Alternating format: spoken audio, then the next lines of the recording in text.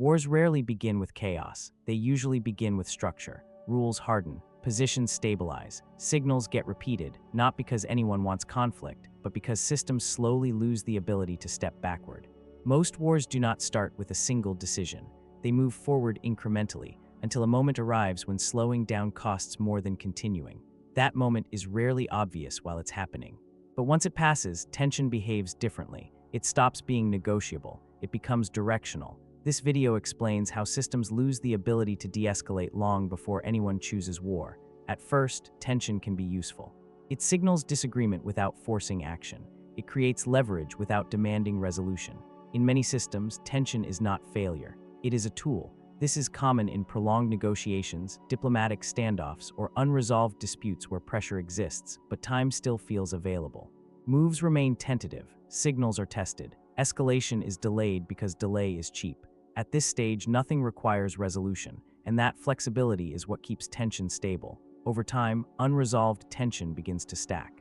Each signal is interpreted through memory. Each warning that produces no outcome loses a bit of credibility. The problem is not misunderstanding, it is accumulation. When warnings are ignored often enough, future warnings must escalate to be noticed at all. The system quietly learns the wrong lesson, that tension can be carried without consequence. And because nothing breaks immediately, that belief feels justified. Eventually, positions harden. What began as flexibility turns into commitment, not because leaders want confrontation, but because retreat now feels costly. Internal audiences form expectations. External observers recalibrate responses. Concessions look like weakness. Pauses resemble loss. Restraint becomes difficult to explain. Each move is framed as defensive. Each step forward feels responsible. The system is no longer balancing tension. It is storing it. As commitments deepen, reversal changes meaning. Earlier adjustments required explanation. Now they require justification. The costs are asymmetrical. Escalation costs are shared, delayed, or deferred. De-escalation costs are immediate and visible. Stepping back creates clear losers. Moving forward spreads risk across time. By the time risk is recognized, flexibility has already been spent. Awareness arrives after options have narrowed. The critical mistake is rarely aggression. It is delay. Each postponed decision actively reshapes incentives. Each non-decision trains the system. Absorption replaces resolution, and absorption is not neutral. Pressure does not disappear. It reorganizes. Once tension is fully internalized, release becomes disruptive by definition. That is when systems stop managing disagreement and begin drifting toward confrontation, not suddenly, but predictably. At this stage, nothing has exploded. Nothing appears out of control, but a threshold has been crossed. Tension still exists, yet it can no longer be reduced cheaply. And when restraint becomes expensive, momentum begins deciding outcomes. If you think about conflict in terms of systems, incentives, and structure, rather than blame or emotion, like the video and subscribe. Because once reversal stops being affordable, the next steps are no longer chosen. They are carried forward. Once tension is managed successfully for long enough, the system begins to change how it defines responsibility.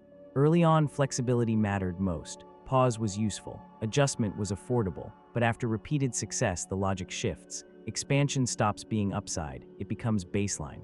Stability begins to matter more than efficiency, because efficiency can tolerate disruption, and stability cannot. Leaders and institutions begin judging competence by the ability to preserve continuity. What once allowed correction now feels like a threat to order. That dependency does not appear dangerous. It appears responsible. As stability becomes the goal, pressure is no longer released. It is absorbed. What looks like resilience is often accumulation. Each cycle of absorption reduces future capacity. Margins thin gradually. Buffers shrink quietly. Instead of resolving strain early, the system learns to carry it forward because resolution now carries visible cost. Nothing breaks, but nothing resets either. As commitments grow, credit moves to the center of the system. Borrowing is no longer just funding movement. It is maintaining position. Credit masks loss by spreading it over time. Strain feels manageable even as scale increases. Losses do not disappear. They move inward, and inward losses are harder to pass on. What once accelerated action now binds future decisions to past assumptions. Recognition is delayed. Exposure quietly expands.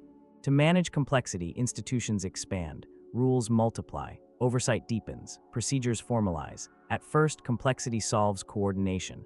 But as change becomes expensive, complexity hardens into rigidity. The system is not failing. It is becoming heavier. legibility improves, but legibility comes at the cost of flexibility. Like added weight, each layer increases inertia. Adjustment still happens, just slower and at higher cost. Over time, the objective shifts. Growth gives way to preservation. Adaptation gives way to maintenance. The system optimizes for holding its shape. Once stability defines success, deviation is punished automatically, not by intent but by structure. Reversal now carries visible loss. Change becomes politically and institutionally costly. Nothing forces continuation, but everything rewards it. Choice narrows without anyone deciding it should. At this stage, risk has not increased suddenly. It has become harder to release. Momentum protects the system, but also traps it. Warnings must now be louder to be noticed, and louder warnings accelerate commitment. Signals degrade. Correction feels disruptive. From the outside, everything still appears controlled. Internally, adjustment is becoming expensive. Delay is becoming rational. Each layer built to preserve stability reduces the system's ability to respond cheaply. Time is no longer neutral. What was once flexibility is now exposure. And when movement costs more than escalation, what choices remain? As systems prioritize stability, they begin rewarding predictability over outcomes.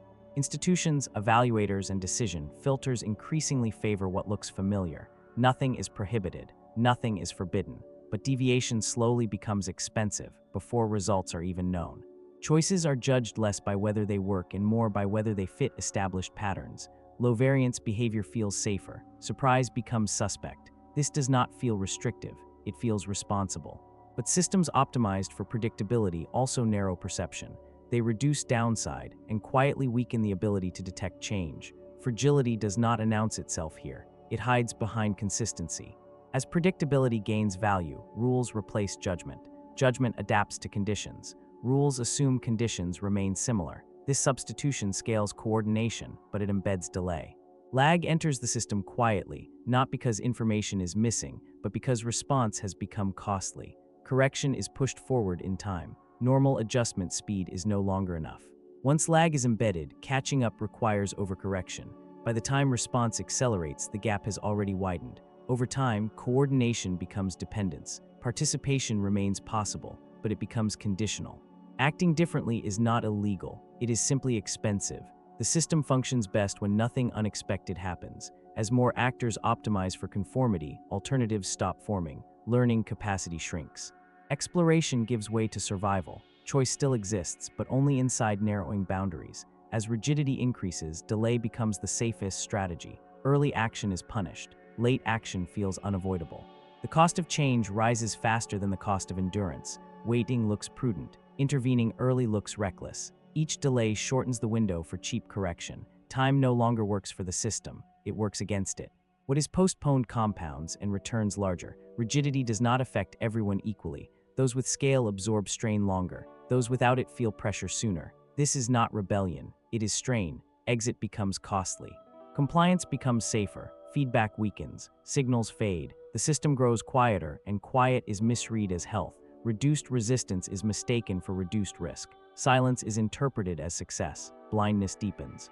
At this point, the reversal completes. The structure no longer adapts to reality. Reality adapts to structure. Undoing this is no longer just difficult. It is intolerable. Correct action now produces visible loss.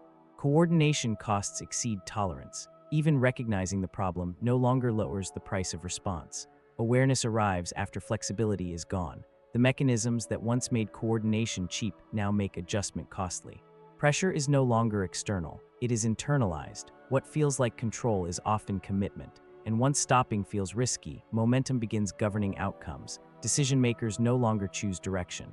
They only manage speed.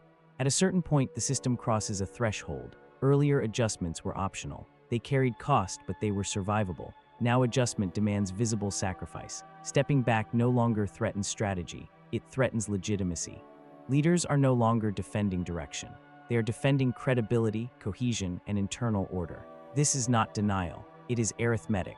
Reversal becomes politically intolerable because it destabilizes what the system has already committed to protect. What once felt like caution now looks like abandonment.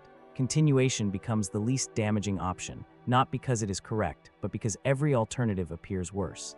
As commitment deepens, speed changes function. It no longer absorbs shocks, it amplifies them. Small disruptions no longer dissipate locally. They propagate outward. Pressure spreads faster than correction.